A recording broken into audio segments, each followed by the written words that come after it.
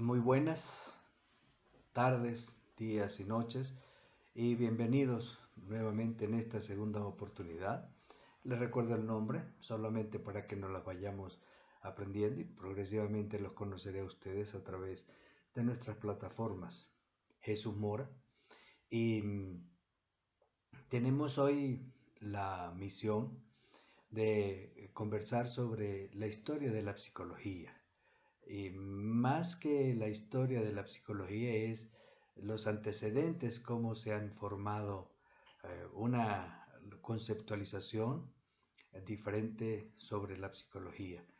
Y la primera palabra que nosotros tenemos que indudablemente repasar es la psicología, que es psique, el alma, el espíritu, la mente, y logos, que es el tratado, el verbo, de lo que es la expresión de la palabra psique. Tenemos un segundo concepto que se llama psicoterapia.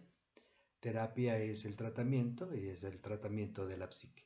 Entonces, esa es la primera concepción. Después tenemos otra que es la psiquiatría.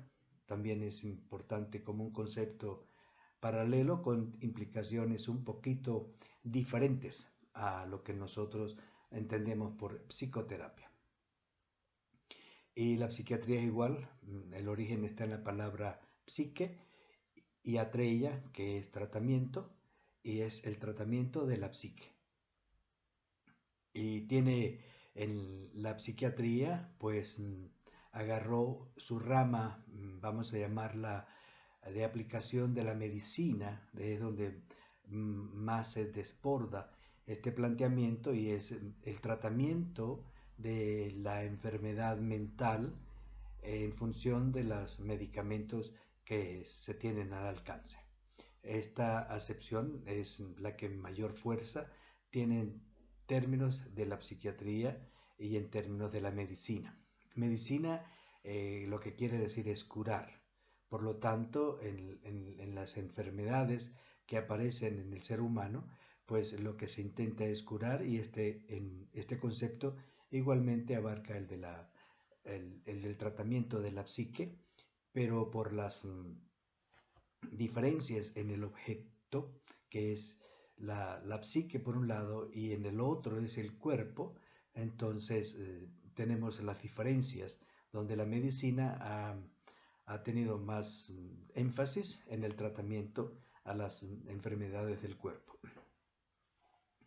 La historia es importante, son conceptos y autores que ustedes ya conocen, también han visto en su parte filosófica, los han conocido. Quizás el repaso que yo les doy es más bien como o tratando de aplicar nuestras conceptualizaciones a lo que nos aportan estos autores, es decir, cómo pueden ser útiles para nuestro conocimiento. Hay civilizaciones que se han destacado por su aporte, por su presencia importante en la sociedad. Y vamos a tratar de observarlas dentro de este campo de lo que es la evolución, los antecedentes que se han venido presentando en función de estas civilizaciones. La primera civilización es la mesopotámica, que aporta enormemente al valor humano su conocimiento y su cultura. Después viene la cultura egipcia, que también se desarrolla, la cultura egipcia fue más hermética, más cerrada en cuanto a la participación del conocimiento hacia la sociedad, y la sociedad griega, que fue más abierta, quizás por sus contactos con el mar, por decirlo de alguna manera, tiene apertura hacia el mundo externo y la participación general social de hacer posible este conocimiento e indudablemente los aportes de las culturas siguientes como la romana, que abrió el camino de conocimiento para todo el mundo. En estas tres culturas y en la nuestra también actualmente, y esto es importante que lo sepan, hay una inclinación hacia el conocimiento de las enfermedades, especialmente las mentales, porque no se les encontraba algún asidero físico para poder ejercer bien la medicina. Y se les daba más la, la influencia de espíritus malignos por el tipo de enfermedades. Generalmente ha sido la melancolía una, que es la depresión, la otra es la manía, que es la exageración de los estados anímicos, y que se caracterizan la manía por la agresión hacia el mundo externo y la melancolía por la agresión hacia el mundo interno, hacia la persona. Y la tercera, que es el trastorno disociativo, que es el más conocido, pero con otros nombres. El trastorno disociativo se caracteriza por ser un cambio súbito, casi imperceptible, de una personalidad a otro tipo de personalidad. Generalmente la segunda es un poquito más agresiva, demandante, tiene más fuerza que la primera. Entonces, estos cambios, pues se le permitía o se observaba que eran más agresivos, y por lo tanto la presencia diabólica era inminente en estas personas. Y también con el trastorno disociativo se observa en muchos casos como cierta posibilidad de conocer a la otra persona, como está de acuerdo a lo que conocemos ahora. Ya pasa el estado inconsciente, se hace consciente, entonces conserva unas características que tienden a ser observadas por las personas como adivinación. Por eso el trastorno disociativo en todas las culturas ha sido utilizado para las conexiones divinas, cualquiera que sea la conceptualización de lo que es la presencia divina. Entonces, recuerden que eran las pitonisas, los oráculos, las adivinadoras de futuro, que estaban en los templos, y algunas se consagraban y eran respetadas por esta cualidad. Bueno, entonces todas estas culturas tenían esa característica especial de observar al enfermo mental como un enfermo que estaba posesionado por los espíritus malignos y ejercía el mal. Por lo tanto, el mejor sitio para observarlos y muchas veces cuidarlo son los templos religiosos a cualquiera de las entidades divinas que tienen en cada cultura. Uno de los aspectos importantes, por lo menos que yo les puedo informar, y los que hagan el psicoanálisis lo van a observar con mayor claridad, es la presencia inmutable de la psique. Es la misma. Es decir, si esa enfermedad se presenta en los orígenes de los tiempos culturales, también se presenta ahora igual. Y la ida hacia el brujo forma parte de esa conservación de lo que es la creencia de la psique primitiva en la existencia de algo diferente en su cuerpo y en su ambiente, que le inclina a ir hacia lo que nosotros actualmente llamamos hacia los adivinos, hacia los brujos, hacia los que hacen trance, como una de las maneras de ser despojadas de sus malos espíritus. Eso incluye la mala suerte y los accidentes negativos que pasan en la vida. Eso es una característica para mostrar que la psique es inmutable, no ha cambiado desde, si estamos en el siglo XXI, más todos los antecedentes, no ha cambiado. Al menos tiene 21 siglos más, unos 5 por ahí que estudiamos de los griegos, son 26 siglos que la psique no ha cambiado. Asumimos muy fácilmente de que la psique no cambia, y esta es una característica importante. Ella es inmutable. Si nosotros conociésemos las estructuras reales de la psique, ella no cambia. Y esto es importante porque uno de los primeros filósofos que nosotros conocemos y ustedes conocieron se llama Parménides. Uno de los puntos importantes en los cuales se toma Parménides es las definiciones de esas entidades internas, llamadas por él el todo, la psique, la divinidad. El concepto de Dios proviene de esta ignorancia que se tiene sobre los elementos internos que existen en la mente. Eh, Parménides pues habla de que la psique es una, es inmutable, es permanente, es eterna. Y en ella pues existen muchos de los elementos importantes que hacen que la vida externa, ya la vida física, entonces pareciera que depende de estas abstracciones que él encontró. Esto es esencial, especialmente para los que conocemos un poquito al psicoanálisis, la figura del ello. Entonces, observar a esta figura, conocerla, si eso pueda ser posible, implica que éste conserva las mismas características definidas en su momento por Parménides. Otro de los implicados en este proceso dialéctico de antítesis se llama Heráclito. La dialéctica es importante porque es una grandísima posibilidad que ustedes lo pueden observar a través de sus diálogos con sus compañeros, que conversando sobre el conocimiento, mientras más se conversa sobre él, claro, y se piensa y se analiza, se investiga, la manera en que se van oponiendo las tesis entre los compañeros y el conocimiento y las posibilidades es lo que genera nueva posibilidad de conocimiento. Se llega a una conclusión y esa conclusión sirve de tesis para la siguiente proposición y ahí sigue el conocimiento. Por lo tanto, es muy importante el diálogo intelectual cooperativo entre los estudiantes y los académicos en función de las materias, porque eso lo que nos permite es conocimiento. Y de esta manera entramos a una materia sin crítica. Solo existen estas posibilidades y nosotros las podemos conversar para ver qué nuevas opciones tenemos para generar mayor conocimiento.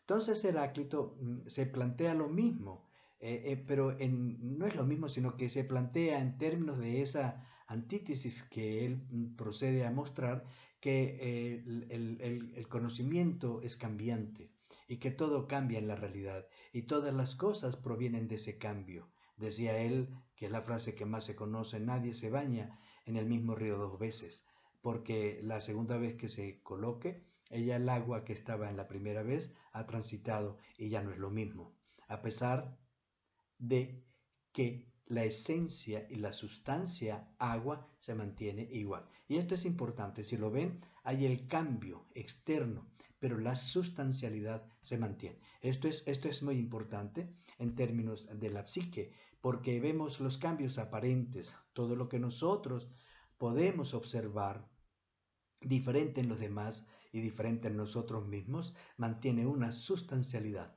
A esta sustancialidad que es permanente, que es inmanente, que es incambiante, que es una, es a la que se refiere Parménides. Entonces, este conocimiento es súper importante porque en la medida que se van estudiando y se conversa, pues dan nuevas posibilidades. Heráclito también es el precursor de la ética.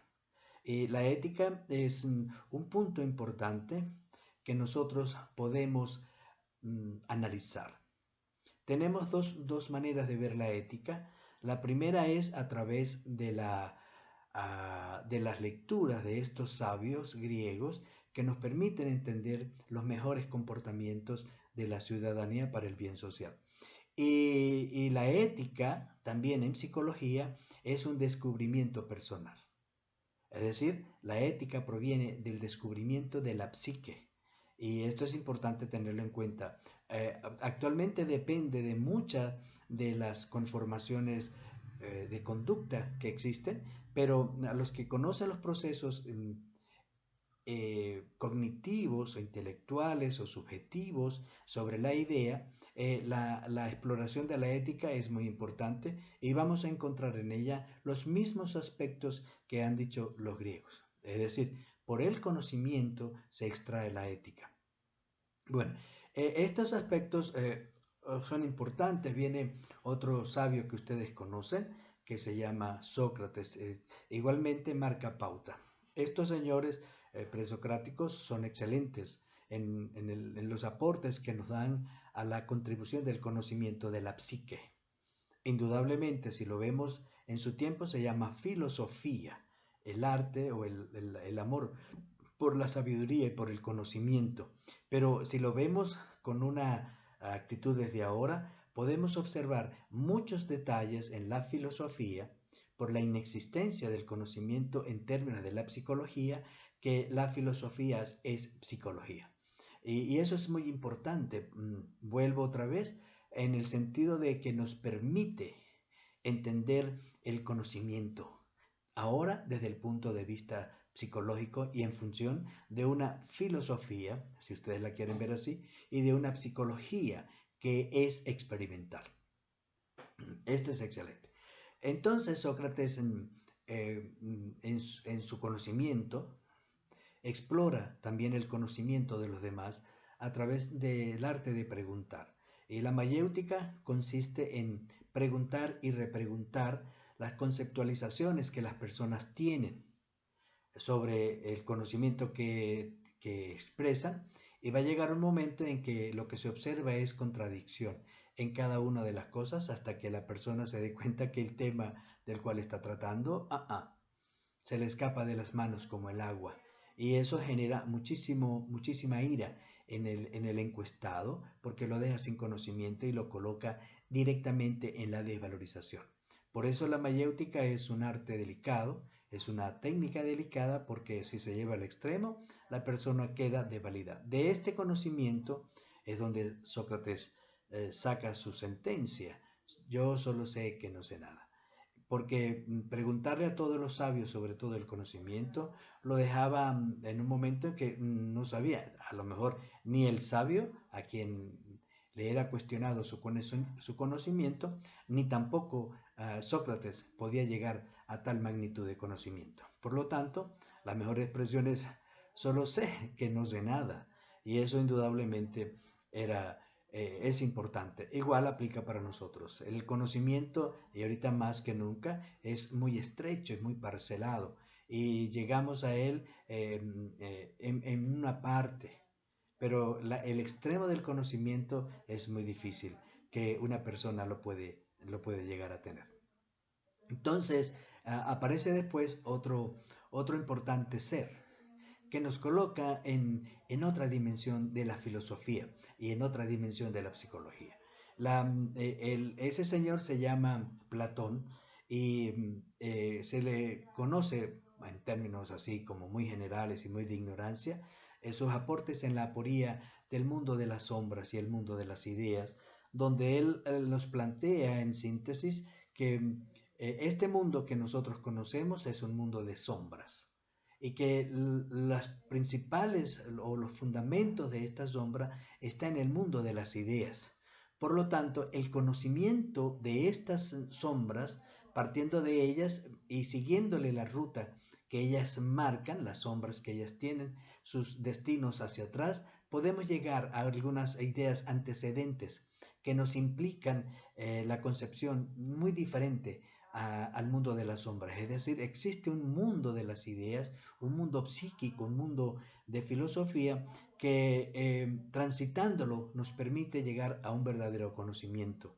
Conócete a ti mismo y conocerás la sabiduría, o conócete a ti mismo y conocerás a Dios, es la expresión que se le atribuye a Sócrates, en función de que ese conocimiento interno nos permite el conocimiento de la sabiduría. Si a ustedes le ponen un poquito a la palabra sabiduría ética, entonces el conocimiento de la ética está en el conocimiento de las ideas.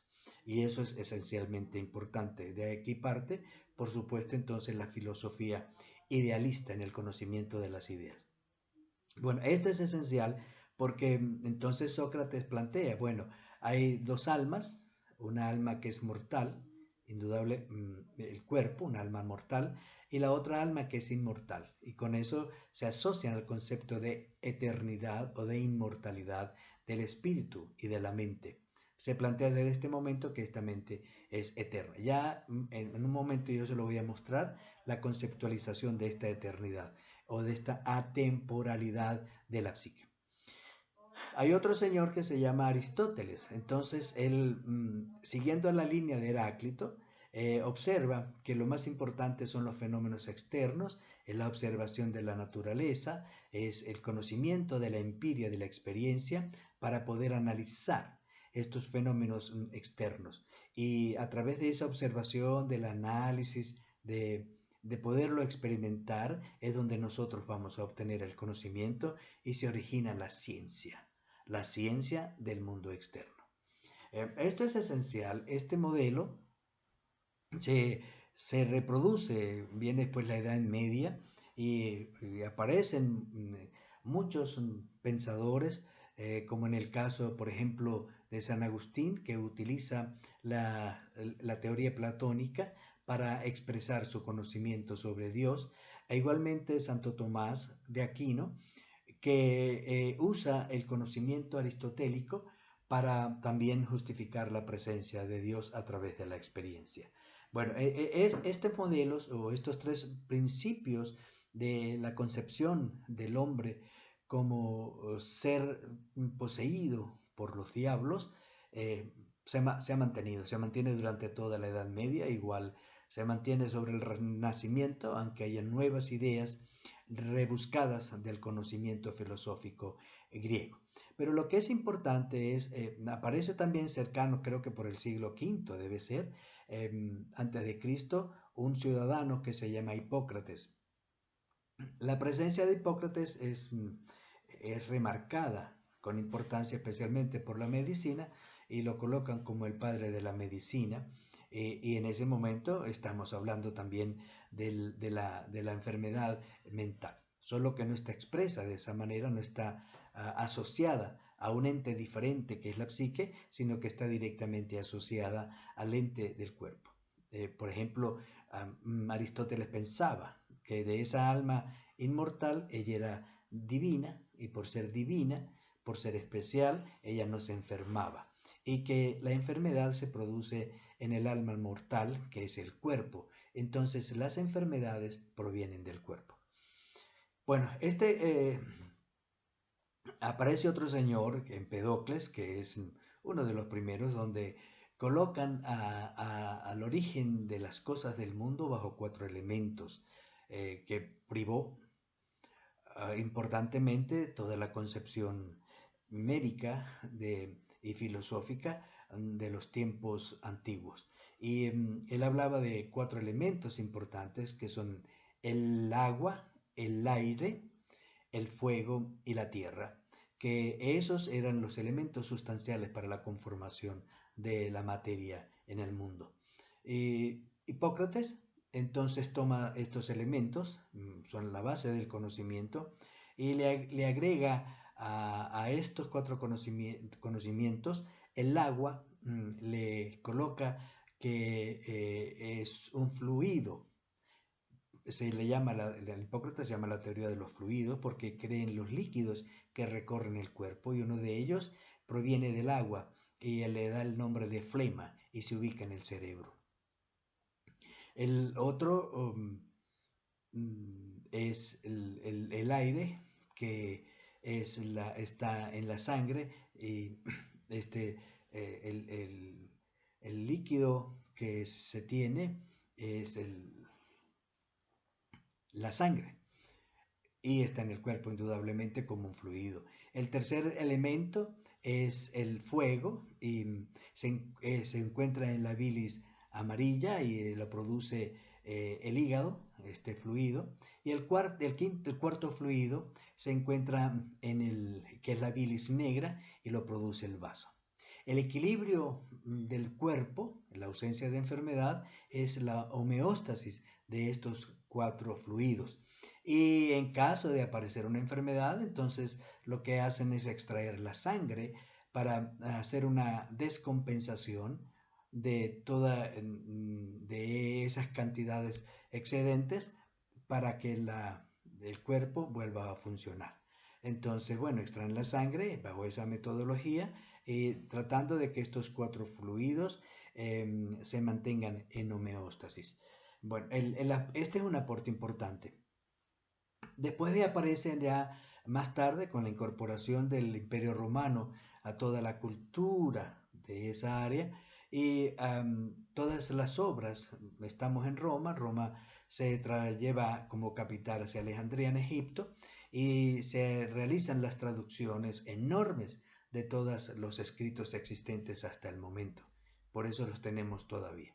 Y apareció un segundo caballero que se llama Galeno, y Galeno lo que hace es en el estudio de esta medicina, le incorpora, basado en los 4 elementos y en los 4 fluidos definidos por Hipócrates, unas características del temperamento. Entonces puede describir los 4 temperamentos. Tienes entonces aire, flema, y el temperamento que se da es el temperamento flemático, que pertenece bastante a las personas más racionales, que siempre están pensando, que los observamos en la calle y siempre van pensando que uno podía como acercársele actualmente con la tipología de carácter, el tipo de carácter introvertido, si lo queremos ver en los términos de Jung, o eh, otro tipo de carácter que ya lo vamos a observar.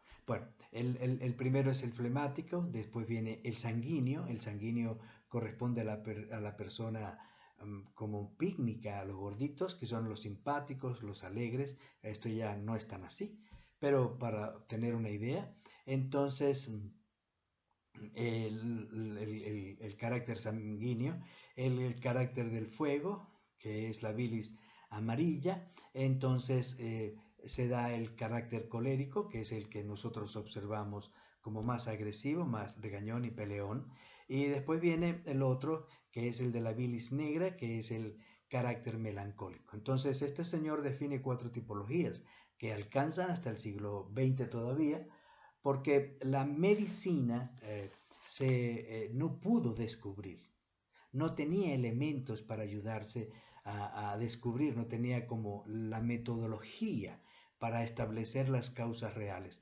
Hablaban de muchas etiologías de las enfermedades, pero no concordaban. Y después se habló de la etiopatogenia para poder relacionar realmente las causas de la enfermedad, la sintomatología que desarrollaba y entonces poderse hablar de un diagnóstico de la enfermedad. Esto es importante porque esta caracterización llega hasta el siglo XIX. Los, los árabes, con su médico Avicenas, que es la persona más importante que ellos pueden tener, y en la medicina igual mantuvo estos elementos. Y el tratamiento que se le daba, un poquito diferente en la cultura islámica, es la concepción de la divinidad expuesta a través de la enfermedad mental, y que de esa manera entonces el enfermo era un poquito reverenciado y bien tratado. Ese es en la cultura islámica, en los árabes, donde por esta concepción de cuidado de los enfermos, pues abren los hospicios para poderlos atender. Y esta cultura pasa después a Europa. Pero es con Pinel que se va a dar una determinación a la construcción de los psiquiátricos. Entonces, estas concepciones llegan hasta el siglo XIX. En el siglo XV, Paracelso hace un tratado sobre la enfermedad mental, donde descalifica la criminalidad como una expresión de la enfermedad mental y le empieza el tratamiento humano. Eso queda ahí. E igual aparecen muchos autores en los primeros con la palabra de psicología. En el siglo XV está un señor que se llama Marco Marulli, Melanchthon y Christian Wolff, que hablan sobre la psicología racional y la psicología empírica. Todavía no tenemos una definición bien clara y no se toma mucho en cuenta. Lo más importante, a mi juicio, que nos cambia el mundo de todos, es la presencia de un observador que se llama Augusto Comte. Y con él hace unos planteamientos que en su tiempo pues fueron importantes y aún siguen siendo importantes, que son los planteamientos de la ciencia. Hasta ese momento él se burla de la medicina alcanzada porque nadie tiene una razón sobre una causa real de la enfermedad, sino que cada uno de los médicos expresa su manera de concebir la enfermedad y expresa su causalidad, pero no tienen real fundamento, y menos en las enfermedades mentales. Los filósofos, cada uno, según sus palabras aproximadamente, dice lo que quiere, escribe lo que quiere, encuentra lo que quiere. Pero los filósofos son tantos y tantas sus obras y tantos sus argumentos que ninguno puede ponerse de acuerdo con otro para evidenciar la verdad. Cada uno de ellos sostiene la verdad. Por supuesto, se nos burla y dices, ¿cómo es posible? ¿De dónde van a encontrar una verdad si cada uno dice lo que se le ocurre?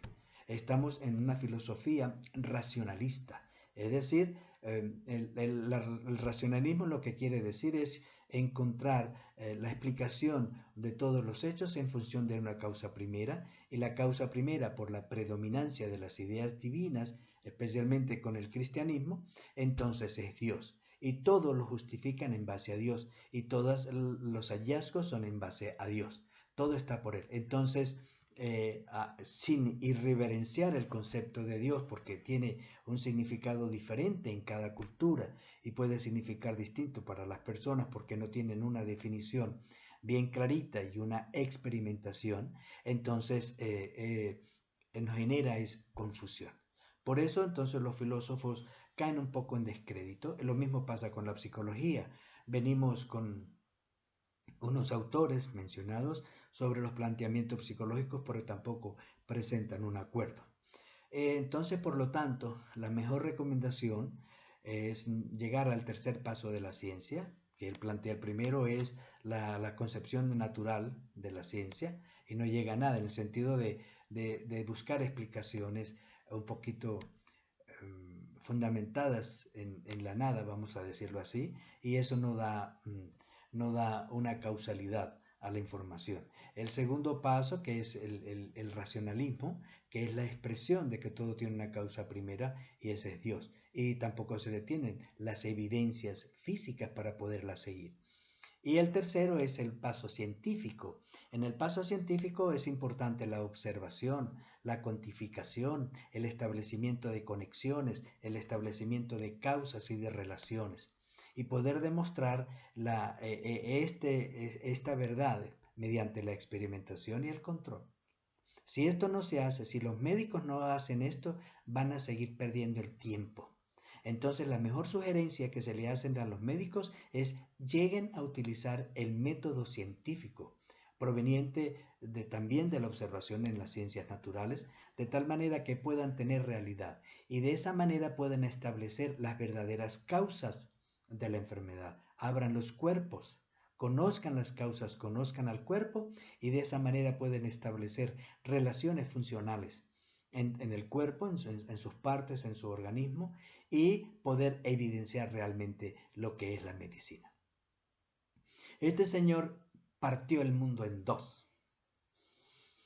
Y fue de gran importancia porque la medicina empezó a hacerle caso y a abrir los cuerpos, a observar dónde están las enfermedades, y de esa manera poder establecer causas. Vamos a llamar el modelo monocausal. Busquen las causas de las enfermedades, busquen las causas de las anormalidades para que puedan describir con exactitud qué es lo que está pasando. Y eso lo pueden replicar. Y eso lo pueden determinar, lo pueden observar, lo pueden demostrar en cualquiera de los momentos. Si no se hace esto, estamos pelados. Y la medicina hizo caso. Y entonces empezaron a observar y aparecieron pues muchos médicos fisiológicos, vamos a llamarlo así, que estudian las funciones del cuerpo.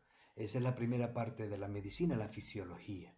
Y fueron estudiando las funciones del cuerpo y fueron observando la causa, y eso le daba la etiología de las causas de las enfermedades, también les daba su patogenia, y por supuesto entonces ya podríamos encontrar las medicinas apropiadas para esas curaciones. La medicina cambió. También aparece un señor para que vean los efectos que se llama Cullen. Cullen llegó un momento en que ante tanta ignorancia de la medicina y no encontrando las causas reales de las enfermedades mentales, entonces les coloca que a todas aquellas enfermedades que no tengan una base orgánica se le llama neurosis. Ese término lo conservamos todavía, es decir, son enfermedades aplicadas a las deficiencias de los nervios. Y ese término se mantuvo y se mantiene todavía, solo que en el presente es una concepción diferente. La neurosis es la conceptualización de la enfermedad mental, que responde, por supuesto ahora, a elementos disfuncionales de la psique. Pero ese señor hizo esa primera conclusión. Después, la medicina tratando de ser mejor, se menciona a un tal Mesmer. La importancia de Mesmer es, en términos tanto de la medicina como de la psicología, es que relaciona la parte craneal con las partes del cerebro, las protuberancias, y genera unas hipótesis donde dice que cada parte protuberante y cada parte del cerebro tiene una función específica. Y, y, eh, entonces, bueno, no, perdón, ya déjeme echarme un poquito más para atrás. Mesmer es del imantismo. Entonces, las partes de la craneología son, digo, ya se las voy a explicar. Vamos a seguir. Entonces, Mesmer es importante porque permite la conceptualización de un poquito de lo que es un acercamiento al trastorno disociativo y hace que sus pacientes ingieran partículas de imán. Entonces, luego que las ingiere, él les coloca un imán por el cuerpo y hace que las partículas en su concepción vayan bajando. En esas experimentaciones, una de las pacientes se disoció y apareció la segunda personalidad, y entonces él escribe sobre el imantismo. Y está un señor que se llama Peysegur también. En esos tiempos se hacían los clubes, vamos a llamar los clubes de ciencia, y en este caso era el club del imantismo, y estaba un señor que se llama Peysegur, y Peysegur le da a uno de sus a otro paciente, que no es de él porque él no era médico, es un asociado de ese club, y que se llama Víctor, y también se le produce la disociación en el momento en que estamos haciendo la sesión de imantismo. Y ahí aparece Braille, y a esas sesiones las llama hipnotismo, haciéndole una comparación a los estados sonambúlicos, y donde aparece una segunda personalidad, igual que en el sonambulismo, totalmente diferente y sin control sobre la primera personalidad. Y aparece la palabra hipnosis. Bueno, eso bajo estas metodologías se produjo mucho argumento positivo en el sentido de que se mejoraban muchas de las enfermedades. Bueno, eso quedó en la historia, y aparece después otro señor que se llama Gall. Gall es el de las protuberancias del cerebro, y es importante en el sentido de que es un precursor intuitivo de que en el cerebro existen todas, en sus debidas partes, existen funciones que generan los movimientos del cuerpo y las funciones del organismo. Bueno, esto se llamó la frenología, y se hacía el mapeo el craneal en función de cada una de las áreas que podía tener el cerebro, y masajeando las áreas entonces se estimulaban las funciones de esa parte. Eso se presentó a la Sociedad Médica del tiempo. En aquel momento estaba Pinel y otros asociados que le dijeron: epa, esto no es así. Esto no lo podemos aceptar, queda fuera, no tenemos ninguna corroboración y queda solamente en el campo de la especulación. Y ya tenemos bastante de especulación y esto no nos funciona tan fácilmente. Por lo tanto, su proyecto queda descartado. Entonces, Pinel, miembro de esta sociedad, es nombrado director de dos centros de atención, de dos asilos, de dos hospicios. Estos asilos podrían estar cerca a lo que serían los psiquiátricos actuales, pero el problema que se tenía es que ahí iba todo el mundo, criminales, desadaptados mentales, sociópatas y todo el que pudieran encerrarlo dejaban ahí. Y el tratamiento que se le daba a los pacientes de enfermedad mental, pues era igualito al de todos los demás. Se aislaba y se ponían presos. Y con la llegada de Pinel y sus observaciones, entonces es un médico, también hace las disecciones y no encontró en sus disecciones una etiología sobre la enfermedad mental. No tenía relación ni siquiera la patogenia con la etiología, no había. Por lo tanto, entonces concluye que la enfermedad mental carece de base orgánica. Ya venimos con los otros médicos anteriores, por ejemplo, se acuerdan de Broca y de Wernicke con la creación, con el descubrimiento de las afasias. Bueno, con estos experimentos y se pudo demostrar que una afasia estaba en una parte subcortical del cerebro y la otra igual, entonces ya la cosa cambió. Las investigaciones sí empezaron a dar resultado y cada fisiólogo se iba a la parte que más le interesaba, algunos a estudiar las neuronas, como el caso de Cajal, el español, otros a estudiar las electricidades que producían el cerebro, etc. Y se fue ampliando el campo del conocimiento en la medicina con exactitud. Y por supuesto, entonces la medicina inmediatamente cambió. En este orden está Pinel, que observando y concluyendo que la enfermedad mental no tiene una etiología orgánica, entonces sugiere que los médicos formen una especialidad para atender a este tipo de enfermedad y surge la psiquiatría. Y desarrolla una gran revolución sobre el conocimiento psiquiátrico en función del tratamiento moral, vamos a llamar del buen tratamiento, y reduce las muertes de un 58 a un 12%. Por supuesto, marca el hito en el campo de la medicina mental. Entonces, Pinel, bueno, realiza el tratamiento moral y crea el movimiento de los alienígenas, de los alienados. Alienación es una palabra del filósofo Feuerbach que quiere decir que la persona pierde el control de su vida y otra persona lo toma. Entonces, por eso se le llamaban alienados y crea el movimiento alienígena, que es el movimiento de la psiquiatría, que es un campo de la medicina aplicado a la enfermedad mental.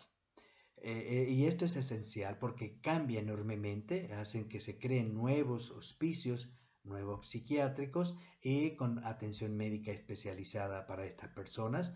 Y en eso pues está Esquirol, que ayuda mucho a mantener las ideas de Pinel y genera una palabra en sus estudios que se llama la alucinación.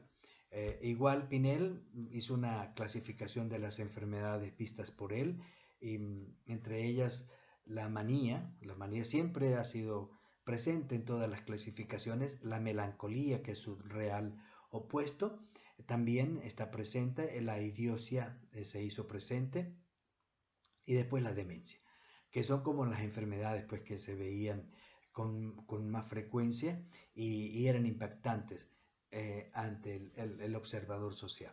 Bueno, entonces nos dio una manera, una conceptualización del tratamiento de la enfermedad mental y se abocó al estudio de las mismas.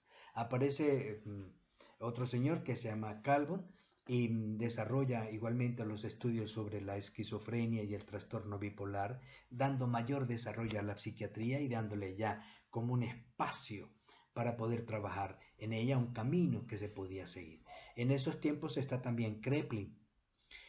Kraepelin se hace importante porque organiza como la primera clasificación importante de lo que son las enfermedades mentales. Y él desarrolló en función de los signos de cada enfermedad, hizo la clasificación y le colocó pues su diagnóstico, vamos a llamarlo así, signos y tipos de enfermedad, y además estudiaba los procesos en que se va dando esa enfermedad. Y por supuesto, esa es una manera actual de nosotros tenemos la clasificación de las enfermedades a través de los manuales correspondientes, el CIA-10 y el DSM-5. Para 1879 surge ya en función de esta agitación propuesta por Comte, el primer laboratorio de psicología, ya repasado y conocido por ustedes, por Wundt.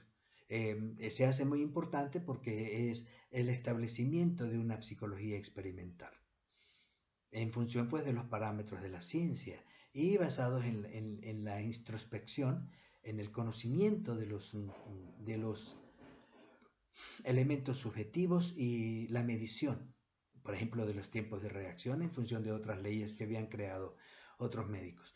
Pero bueno, se hace importante, se presenta la psicología como una ciencia de conocimiento provisto por el control experimental.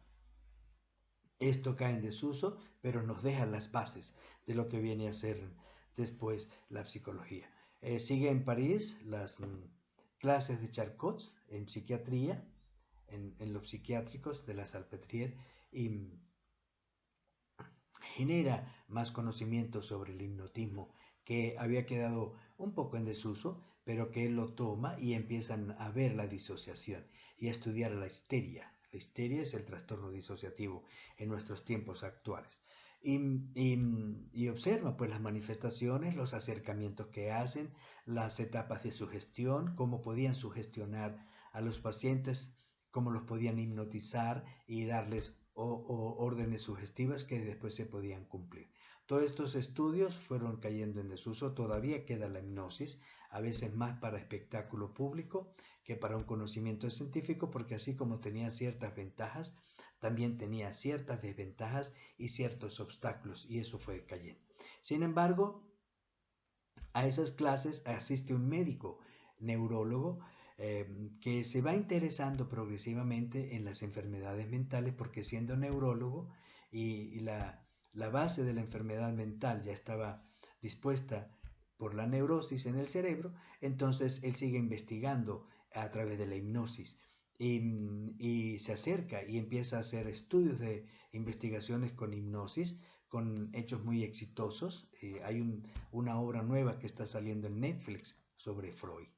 Y van en el octavo capítulo, lo estamos esperando que continúe, pero no han podido quizás continuarles, es bastante difícil, debe ser. Bueno, entonces aparece este amigo Freud, que también empieza a trabajar el hipnotismo con todas sus desavenencias con Breuer, que está cerquita de él, y con otros personajes, y también con Kraepelin. Kraepelin es el taxonómico, y Freud le presenta sus descubrimientos para la Academia de Medicina, de la cual Kraepelin era un miembro, y queda Freud descalificado, excluido de la sociedad médica, y Freud entonces continúa sus investigaciones a nivel personal y forma sus grupos y sus asociaciones, porque no existe la posibilidad médica de ser incluido en sus análisis históricos y en sus estudios y en sus conclusiones una figura como la de Sigmund Freud y el psicoanálisis. Entonces, Sigmund Freud plantea el psicoanálisis como una de las primeras opciones, lo va dejando después, pasa a una nueva metodología que es la presión del dedo en la cabeza para despertar la asociación libre, y hasta que termina con la asociación libre y genera toda esta visión de psicoanálisis. Ya para el siglo XX aparece un nuevo personaje que se llama Dilthey. La significación de Dilthey es porque expresa que el fenómeno humano no puede ser medible ni cuantificable, que por lo tanto se tienen que abrir otras posibilidades de ciencia, como es el estudio de la individualidad, y que eso también nos proporciona conocimientos. Al final, el individuo es representante de la especie y como tal puede generar una contribución a la ciencia. Entonces, esto permite abrirse ahora a como dos campos en la ciencia, que es el campo del estudio ideográfico de la individualidad y el estudio cuantitativo experimental. Y nos dan los dos métodos que tenemos actualmente en la investigación, que son el método cualitativo y el método cuantitativo. Esta evolución después viene a Estados Unidos, indudablemente, aparecen los funcionalistas, aparece también la escuela de la Gestalt en Alemania, con los psicólogos de la Gestalt, y se desarrollan enormemente en Alemania, pasa en Estados Unidos, donde quizás tienen menos importancia. Pero también la Gestalt parte del conocimiento de la experiencia, es el conocimiento de la subjetividad, es el mismo planteamiento que hacen los humanistas.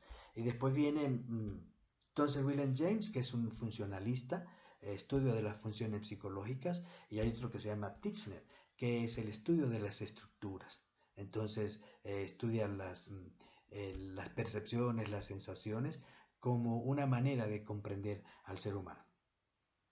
Entonces todo esto es importante porque nos ayuda a ir observando el desarrollo de la psicología como tal. El otro punto importante, entonces, en el siglo, ya en el siglo XIX todavía, porque Pavlov hace toda su experimentación en el siglo XIX y aparece en el 1904, que es el siglo XX, con los resultados sobre su investigación.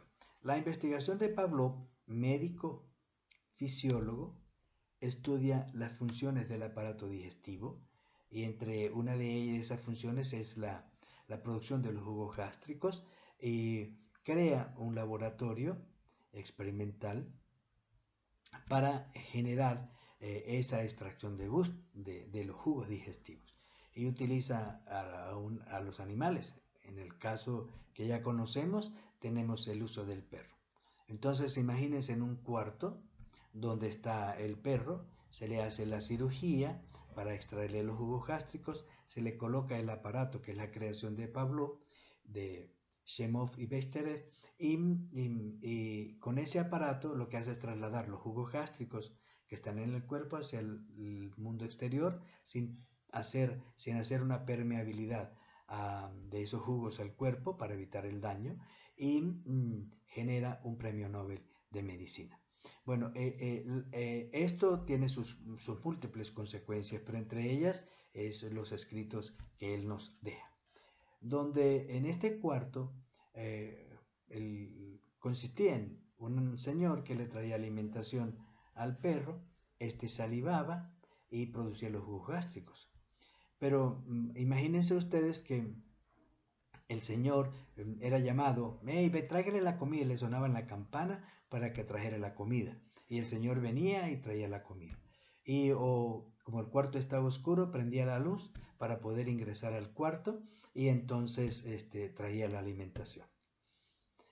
Al tiempo se dieron cuenta, casualmente, que prendieron la luz y el perro inmediatamente empezaba a salivar y a producir los jugos gástricos. O sonaba la campana para que trajeran los alimentos, e inmediatamente el perro salivaba y producía la misma respuesta con diferente estímulo. Entonces, a este estímulo, vamos a llamarle, le dieron nombre, al estímulo que producía la salivación, el alimento, se le llamó estímulo incondicionado.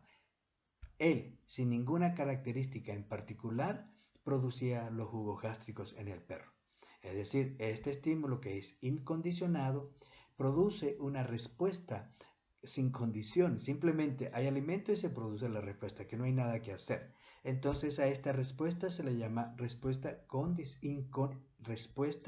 incondicionada. Con la aparición del estímulo neutro, que es la luz o la campana o cualquier otro estímulo que pueda provocarse después en la experimentación, se asociaba al primer estímulo, y esta asociación hacía que en la ausencia del estímulo incondicionado, la presencia de este estímulo neutro ya asociado al estímulo incondicionado generaba la salivación.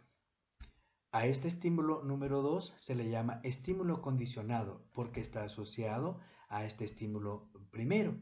Y ese estímulo condicionado produce una respuesta que ya está condicionada para este segundo estímulo.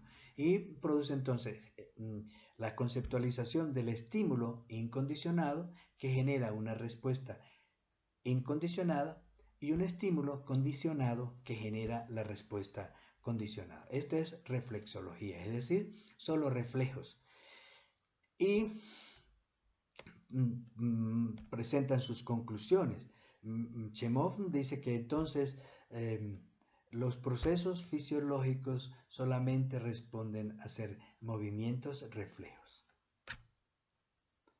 Y el señor Pavlov le concluye que están excluidos los procesos subjetivos. Es decir, como son movimientos reflejos, no hay voluntad, no hay cognición, no hay nada que permita la explicación o la causalidad para generar esta conducta refleja.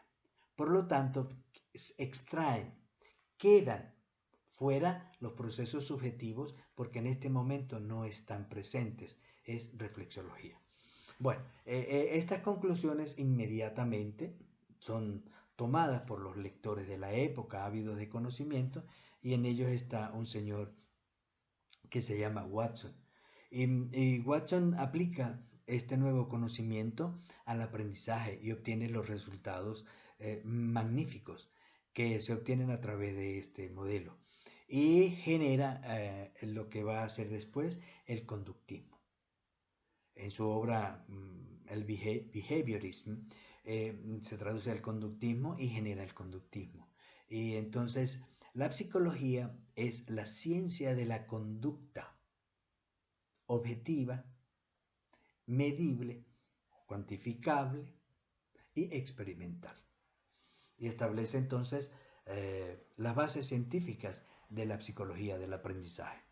De un modelo médico se pasa a un modelo netamente psicológico. Y ahí siguen otros autores, muchos, pero los que más me gusta a mí, por ejemplo, Thorndike, que habla del aprendizaje instrumental basado en estos descubrimientos de la reflexología.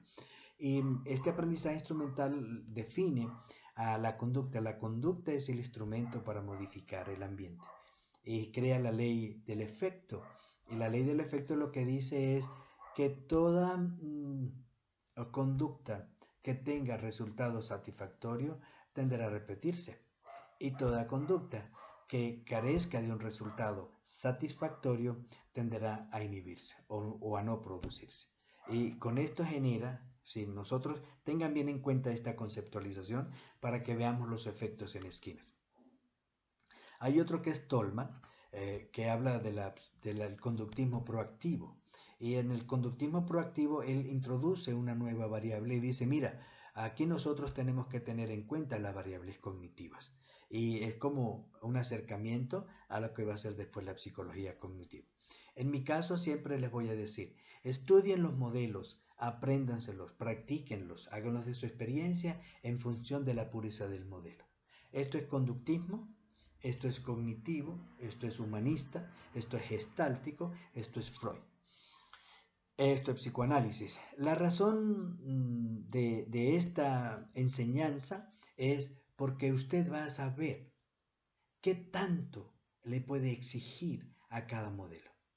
¿Hasta dónde puede llegar ese modelo? Si usted le exige, va a llegar a las limitaciones que él le produce.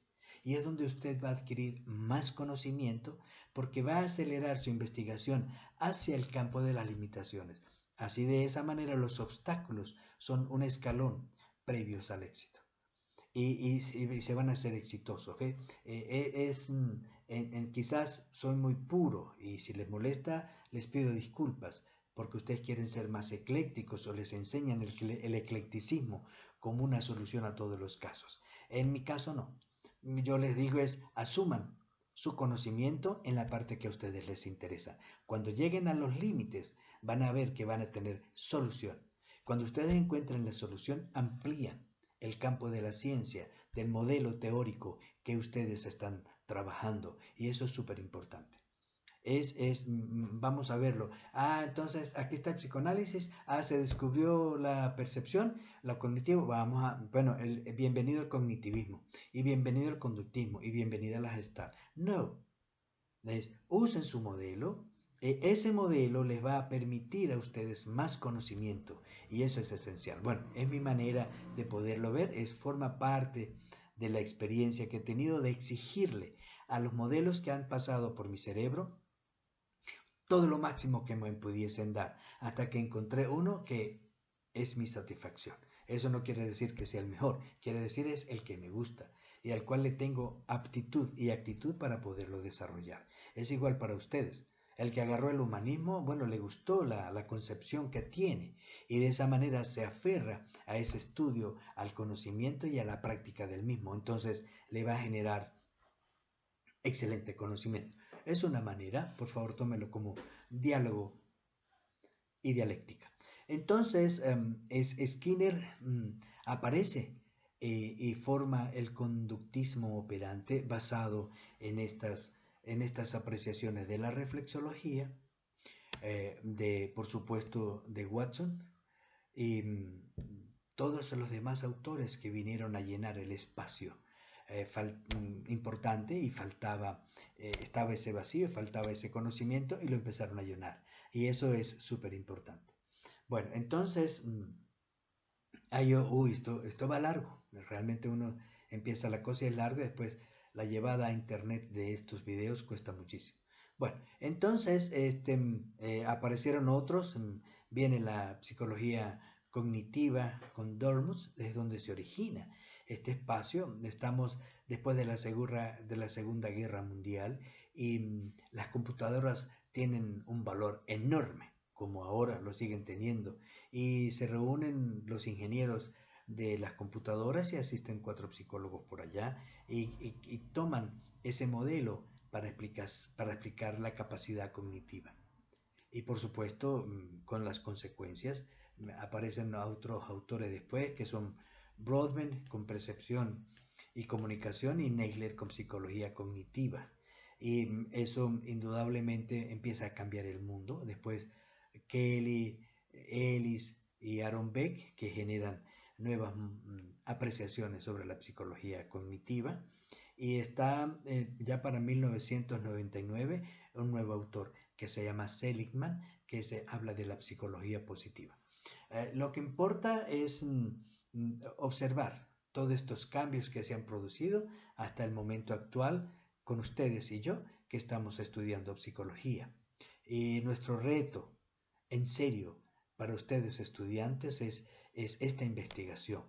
En cada uno de los modelos, exíjanle al máximo, para que ustedes vean las limitaciones que tenemos en cada modelo, y de esa manera ustedes pueden aportar y hacer que cada modelo sea más científico, y usar los aportes de Augusto Comte para que nuestra psicología tenga mayor fuerza y los efectos, especialmente provenientes del tratamiento, sean reales, y nosotros podemos seguir adelante. Vamos a hacer de esta materia una expresión teórica de cómo estos estudios, provistos por muchos profesionales como ustedes y como yo, que hicimos de la psicología una ciencia y la seguimos haciendo.